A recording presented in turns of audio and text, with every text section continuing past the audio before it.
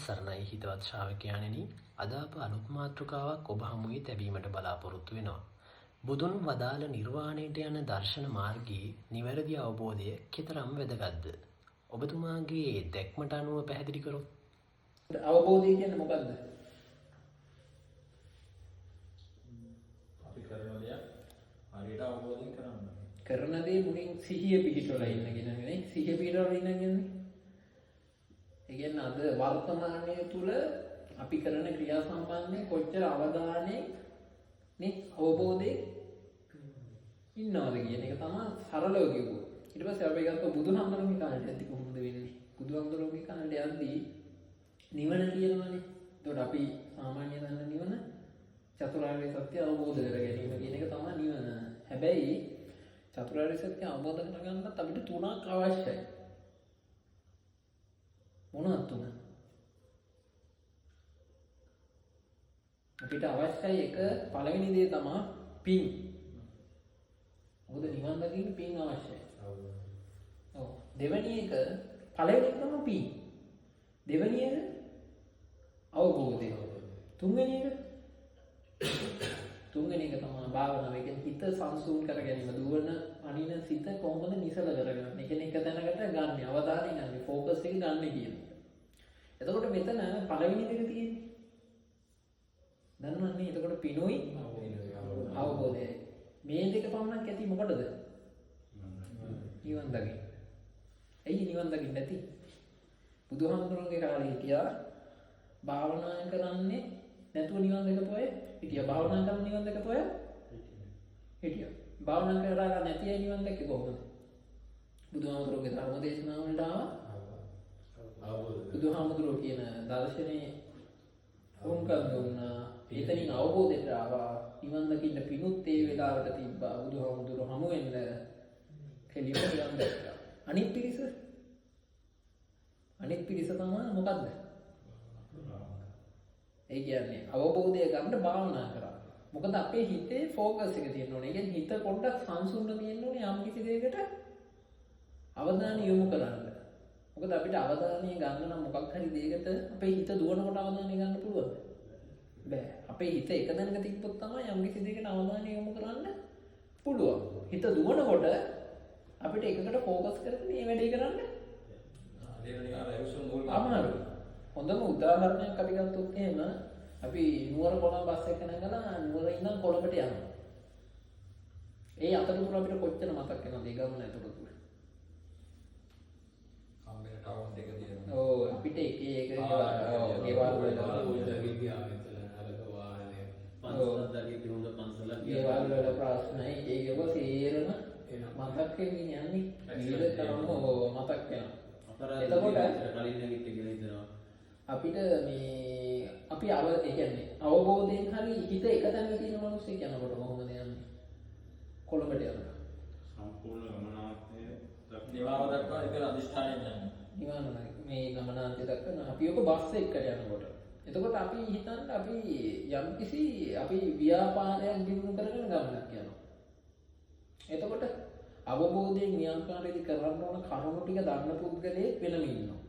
එතකොට අවබෝධයක් නැතුව ව්‍යාපාර කරන පුද්ගලයෙක් දෙන්නෙක් ඉන්නවා. කොටස් දෙකක්. අපි හිතන්නේ ව්‍යාපාර ස්ථාන දෙකක් තියෙනවා. ව්‍යාපාර ස්ථාන දෙකක් තියෙනවා. එකම වයසේ පුද්ගලයෝ දෙන්නෙක්, සම වයසේ පුද්ගලයෝ දෙන්නෙක්. එතකොට දෙන්න බිස්නස් එක පටන් ගන්න අපි හිතන්නේ ලක්ෂ 10 දාලා කියන. ලක්ෂ 10 සල්ලි දාලා බිස්නස් එක පටන් ගන්නවා. ඒ එකම ප්‍රමාණයේ කස්ටමර් බේස් එකක් තමයි ඉන්නේ. අපි හිතන්නේ එක්කෙනෙකුට කස්ටමර්ස්ලා මේ 1000ක් ඉන්න අනිත් කෙනාට 1000ක් ඉන්නවා. හැබැයි අර දෙන්න පිනුමුත් එක වගේ එක උස එක ප්‍රමාණය එකම ඉස්කෝලේ ගියපුව එකම වයස් ප්‍රමාණය දෙන්නේ. එතකොට දෙන්න බිස්නස් කරනවා. හිතන්නකො. එතකොට අවබෝධය නැති කෙනෙක් තමයි අපි හිතන්නේ A කියන එක අවබෝධය නැහැ B කියන එක අවබෝධය මේ බිස්නස් එක කරනවා. ඒ කියන්නේ වෙන්නේ මොකක්ද කියන ඒවා පිළිබඳ උපරිම විමර්ශනාත්මකව හොඳට අවබෝධයෙන් මේ දේ කරනවා. එතකොට අවබෝධය නැති එක්කම අපි හිතන්නේ ටික කාලයක් අවුරුද්දක් යනකොට මේ ව්‍යාපාරය මේ කියන්නේ A කියන එක නම් බංකොලොත් වෙනවා.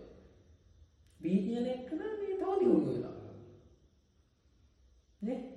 එහෙම කොහොමද වෙන්න පුළුවන්? ඒ අවබෝධයෙන් කරන්නේ.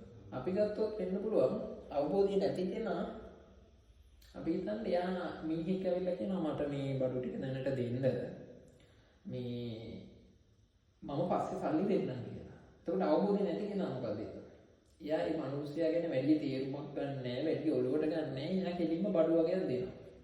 අපි හිතන්න අර ලක්ෂ 10 බඩු තියෙනවා, ලක්ෂයක බඩු දුන්නා.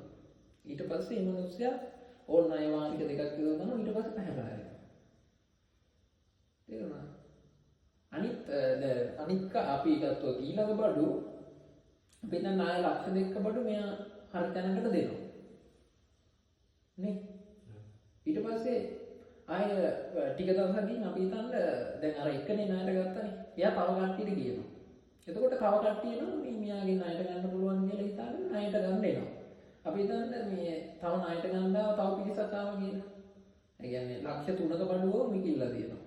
එතකොට B කියන කොටස ඉන්න එකන B කොටස ඉන්න එකනගෙන් ඕන ණයට ගන්න එකනේ කියලා අනික ණයට දෙන්න බෑ. සල්ලි දුන්නොත් මම බඩු දෙනවා. එතකොට මේ දැන් ඉතුරු කොටස් ගානම ඒ එකන ණයට තමයි දෙන්නේ. පස්සේ සල්ලි ගන්න කියලා ණයට දෙනවා. ඊට පස්සේ දැන් අතන 10000 කස්ටමර් බේස් එකකින් ඉන්නවා.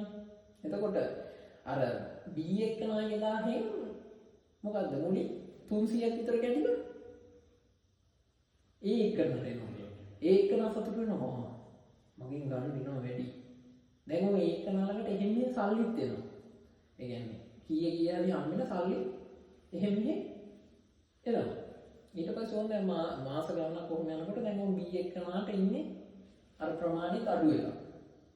දැන් ඒ එකනට තව 300ක් විතර 1300ක් විතර වැඩිම බඩු ගන්නවා. හැබැයි ටික දවසක් යද්දි මොකද වෙන්නේ? තව මාස 6ක් විතර යනකොට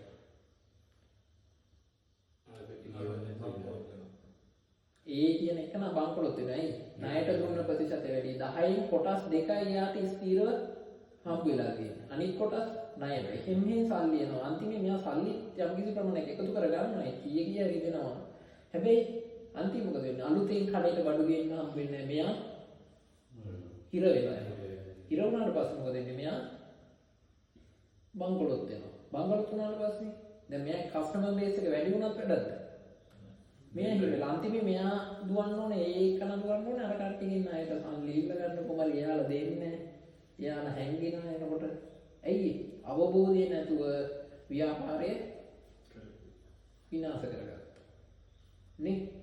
එතකොට අර එයා හදපු බිල්ඩි නෙවට වියදම් කරපු සල්ලි අපරාධ. අන්තිමේ මොකද්ද වෙන්නේ? බේරිලා. අන්තිමේ මොකද්ද වෙන්නේ?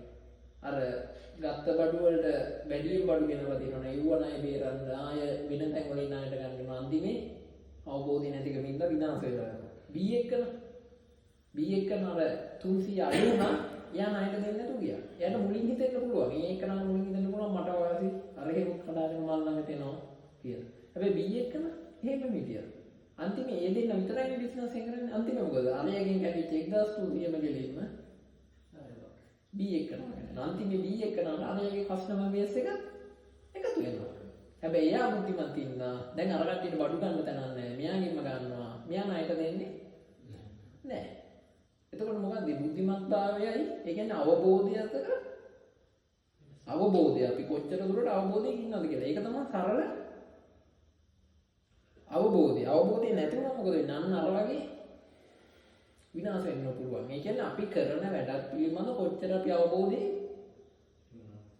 ඉන්නවද කියන එක. මිනිස්සු එක එක විවිධ ක්‍රියා කරනවානේ. අපි දුන්නු විභාග ලියනවා. දැන් අද වෙද්දි මිනිස්සුන්ගේ 1900 ගණන් වල හිටපු මිනිස්සුන්ට වැඩිය වෙනම පරතරයක් තියෙනවනේ මිනිස්සුන්ගේ.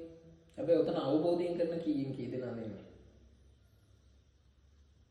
මේ දැන් ලංකාව වගේ රටකට වෙලා තියෙන මොකක්ද කියන්නේ? දැන් මෙතන දේශපාලඥයෝ නමයාලා හරියට අවබෝධයෙන් රටට සේවයක් කරනවා කියලා හිතුවම මේ රට හදන්න බැයිද?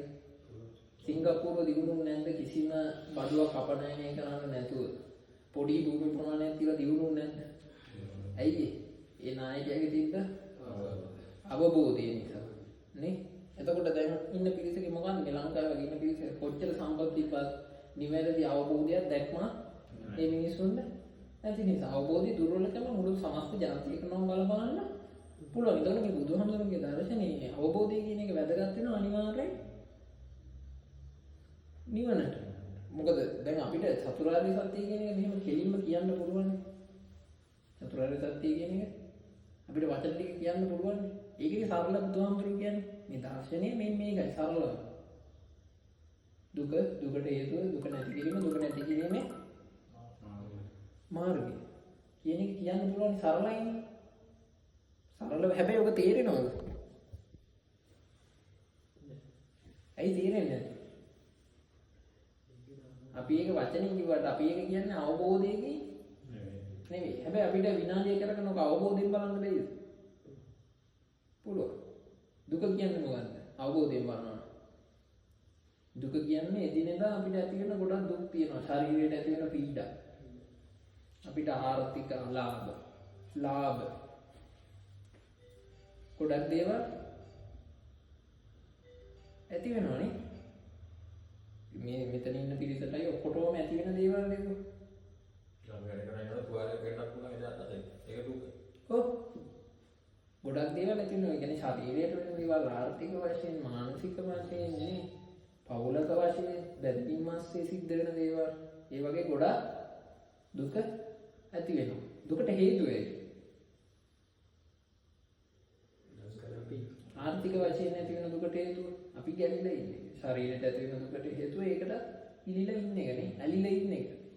නේ පෞලක ඇති වෙන දුක වලට ඒ පෞලට ඇලිලා බන්ධන වලට ඇලිලා ඉන්න එක. මොකද්ද ඒ? දුකට හේතුව තමයි අපි ඒක අල්ලාගෙන සිටීම. දුක නැති කිරීම කියන්නේ මොකද්ද? ඇලීම අතහරිනවා. සම්පූර්ණ ඇලීම අතහැරලා මොකද්ද? අපි හිතෙන්න සියලුම දේවල් පිළිබඳව ඇතහැරියට පස්සේ නියමෙලදී අවබෝධයට ආවට පස්සේ යන්න නිවැරෙනවා. අපිට ඔක තත්පර ගන්න කරගෙන විමර්ශනාත්මකව බලන්න පුළුවන්. අපිට වචන ටිකක් අර නේ දහම් පාඩම් වල එක දිගට කියනවා වගේ කියලා දාන්න පුළුවන් මේක. හැබැයි ඒ කියලා දානකොට ඒකේ අවබෝධයක් තියෙනවද? නෑ. ටිකක් වෙලා බලනකොට ඒකේ අවබෝධය තියෙනවා. එතකොට අපි හිත සංසුන් කරගන්නේ භාවනා කරලා. ඒ කියන්නේ දුවන හිත සංසුන් කරගන්නේ නිවැරදි අවබෝධය කියන එක සංසුන් හිතට තමයි නිවැරදි අවබෝධය දෙන්න පුළුවන්. අපි හිතන්න අපි නිකන් හිතට අවබෝධය දුන්නා අපි හිතනවා මේ සසර කියන්නේ දුකයි. ඕම් අපි උදේ නැගිටපු ගමන් හිතනවා සසර කියන්නේ දුකයි මේ වගේ ගන්න දෙයක් නැහැ. කාන්තා ශරීරයක් දැක්කත් මේක විනාශ වෙනවා කුණු වෙලා යනවා කියලා හිතනවා. දවල් වෙද්දි මොකද වෙන්නේ?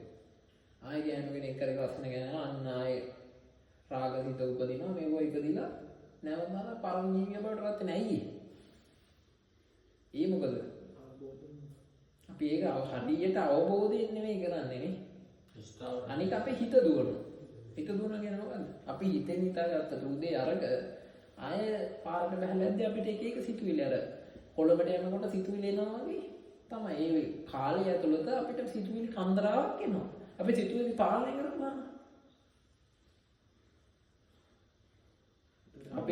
අපි නුවර ඉඳන් කොළඹට යනවා නම් අපේ හිතේ තියෙන නුවර ඉඳන් කොළඹට යන එක විතරයි. අනේ මගදී හැප්පිලා නැරෙයිද මට වෙලාවට යන්න බැරි වෙයිද? එතකොට ගෙදර ප්‍රශ්න වලට මම මොකද කරන්නේ? මගේ ණය වලට මොකද කරන්නේ? දරුවෝ ඉගෙන ගයිද? සේරම මතක් වෙනේවා නැති වෙනයි අපේ හිත එක තැනක තියෙන එක දෙයකට ફોකස් කරන්න පුළුවන් අපිට. ඒකට ගත්තට පස්සේ අර අපි හිත එක තැනකට ගත්තට පස්සේ අපිට මොකුත් නැවත තොරතුරු ගෙන්නේ අපි කියනවා මේ සියලුම දේ අනිත්‍යයි. අපි භාවනා කරලා හිත එක තැනකට ගන්නවා. හිත එක තැනකට ගත්තට පස්සේ අපි හිතට දෙනවා මොකද්ද?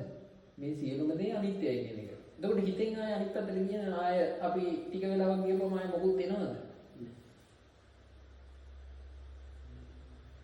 ඇයි හිතෙන් අනිත් පැත්තට අපිට මොකුත් දෙන්නේ නැහැ. මොකද අපේ හිත පාලනය වෙලා තියෙන්නේ. එතකොට අපි අවබෝධ කරගත් අවබෝධයට 100% පැමිණෙනවා. මොකද අර අවශ්‍ය ටික හිතට දාපුවම හිත ඇතුලේ තියෙන ඒ ටික විතරයි. ඒ ටික ආය රීප්ලේස් කරන්න ඉන්නේ නෑ. හිත ඇතුලේ මොකුත් අපිට වචනෙන්න පටන් ගන්න නෑ. අනිත්‍ය කියලා ඒකට නෑ මෙහෙමයි කියන එක හිත ඇතුලේ එන්නේ. කාන්තා රූපේ ප්‍රතික්ෂේප කරනවා නම් අපි හිත සංසුන් හිතකට දාලා ආයේ අනිත් පැත්තෙන් එන්නේ එහෙම වුණාට නෑ. ලස්සන කාන්තාවෝ ඉන්නවා. ආයේ පස්සේ අපිට රාගසිත උපදින්නේ නෑ. ඇයි? අපි අවබෝධය. අන්න ඒක තමයි සරලවම අවබෝධය කියන එක මේ දර්ශනයේදී කියන්නේ. දර්ශනයේ යන්න අවබෝධය 100%ක්ම වැදගත්. හැබැයි අවබෝධයට ලක් වෙන දවස අපිට හරියට කියන්න බෑ. මේ සෝවාන් කියන්නේ මොකද්ද? සෝවාන් කියන්නේ අන්න දර්ශනීය අවබෝධයේ 100% ළඟා වුණා. නේ? ඒ කියන්නේ නිවන් දැකලම නෑ. ඒ කියන්නේ ගිහිගෙයින් හෝ එහෙම ගෑමක් සිද්ධ වෙලා නෑ. දර්ශනය පිළිබඳ 100% අවබෝධයකට අපි ලක් කළා. ඒ කියන්නේ බුදුහාමුදුරුවෝ දේශනා කරපු දර්ශනය අපි 100% දන්නවා. එතකොට වෙන්නේ හොඳම දේ තමයි අපි ඊළඟට මොනවා වෙලා ඉපදුනත් අපි මුස්ලිම් වෙලා ඉපදුනත් ක්‍රිස්තියානි වෙලා ඉපදුනත් දමිළ වෙලා ඉපදුනත් මොකද අපි දෙමළ මිනිස්සු කියලා හොඳ මිනිස්සු. අපි මුස්ලිම් මිනිස්සු කියලා හොඳ මිනිස්සු. නේ? අපි හැම එක බුද්ධ ආගමෙන් මේ බුද්ධ ආගමගේ ඒකෙත් දැකලා තියෙනවා අපි හොඳ මිනිස්සු. හැබැයි ඔක්කොගෙම නරක මිනිස්සුත් අපි දැකලා තියෙනවා. එතකොට අර දර්ශනය ගැන යම් කිසි අවබෝධයක් තියෙන පුදුලේ මොකද වෙන්නේ ඊළඟ ඒ කියන්නේ අපි සෝවාන් වුණාට හරි පස්සේ කියන්නේ අපි දර්ශන අවබෝධ වුණාට පස්සේ අපි ඊළඟ ආත්මේ කොහේ ඉපදුනා අපි වැරදි කරන්නේ අපිට ආගම හෝ මේකකින් බෙදෙන්නේ නැහැ අපිව. මොකද අපි කොහොම ඉපදුනත් අපි දන්නවා හරි වැරද්ද කියන දේ අපේ හිතටම දැනෙනවා. නැතුව අර ඉපදුනාට බෞද්ධ වුණාම මොකද වෙන්නේ? අවබෝධයක් නැතුව. ඒ කියන්නේ මගේ අම්මා තාත්තා බෞද්ධ වීම හේතුවෙන් මම බෞද්ධයෙක් වෙනවා. මගේ අම්මා තාත්තා ක්‍රිස්තියානි වීම හේතුවෙන් මම ක්‍රිස්තියානි වෙනවා. මගේ අම්මා තාත්තා මුස්ලිම් වීම හේතුවෙන් මම මුස්ලිම් වෙනවා. එහෙම යන කෙනෙක්ගේ මොනවද? එහෙම යන කෙනෙක් තමයි කිසිම අවබෝධයක් නැතුව මොනවද කරන්නේ. ඒ කියන්නේ බෞද්ධ වෙලා ඉඳි නිකන් අන්තවාදී බෞද්ධ වගේ හැසිරෙනවා. ඒ කියන්නේ මම බෞද්ධ වෙනවා අනිත් කට්ටියට හිතුවා මොකක් හරි කියලා එයා පටන් ගන්නවා. ක්‍රිස්තියානි තමයි ශ්‍රේෂ්ඨ නේ එහෙම පටන් ගන්නවා. හැබැයි අවබෝධයෙන් ඒවගේ ඉන්න මිනිස්සයා මේ මිනිස්සයා වෙන කාටවත් අපහසු කරන්නේ නැහැ. මොන ආගමක වුණත් මේ මිනිස්සයා ඒ විදිහට ඉන්නවා. හරි වැඩේ හරි විදිහට කරනවා. මේ මිනිස්සයා ඉන්නේ හැමදේම අවබෝධය. එතකොට අවබෝධය නැති මිනිස්සයා අරගෙන ඉදුණා මර වගේ. එතකොට එයා ඊළඟ පාර බෞද්ධ වෙලා හරි එහෙම එක එක ඒවා කර කර ඉන්නවා. අපි දන්න බෝධි පූජාරි මොනවා හරි ඔය නිකන් එක එක පූජා වර්ග මොනවා හරි අනවශ්‍ය දේවල් කර කර ඉන්නවා. අවබෝධයකට ලක් වෙන්නේ නැහැ. එයා ඊළඟ පාර ක්‍රිස්තියානි වෙනවා. එයා ක්‍රිස්තියානි ආගමට අවශ්‍ය දෙයක් ඊළඟ පාර ඒක තමයි ඔක්කොම කියලා ජීවත් වෙනවා. එයා ආය මුස්ලිම් කෙනෙක් දුන්නාම ඒක තමයි හරි ඔක්කොම කියලා එයා ජීවත් වෙනවා. ආය බෞද්ධ වුණාම එයා ඔය බෝධි පූජාරි මොනවා හරි ඒ කරන අර අවබෝධයකින් නැතුව කරන පොඩි වැල් එල්ලනවා පඳුරු දෙර ගන්න ඒ කියා මේ කියන්නේ විභාගයකට යද්දී බෝධියට ගිහි පූජා කරන මොනවා හරි ඒ කියන්නේ ප්‍රාර්ථනා කරන ඒව ටික කරගෙන ආය අර සසල මොකද දුකේ සත්‍යයක් ලෙස කරගෙන ජීවත් වෙනවා. හැබැයි අවබෝධයෙන් ඉන්න මනුස්සයාට අවබෝධයෙන් ඉන්න මනුස්සයාට ආගමක් තියනවාද හරියට? ආගමක් කියන දෙයක් නෑ හරියට. මොකද්ද? අවබෝධයෙන් ඉන්න මනුස්සයා කොතනින් කියත අවබෝධයෙන් ජීවත් වෙනවා. ඒක තමයි අවබෝධයේ වැදගත්කම.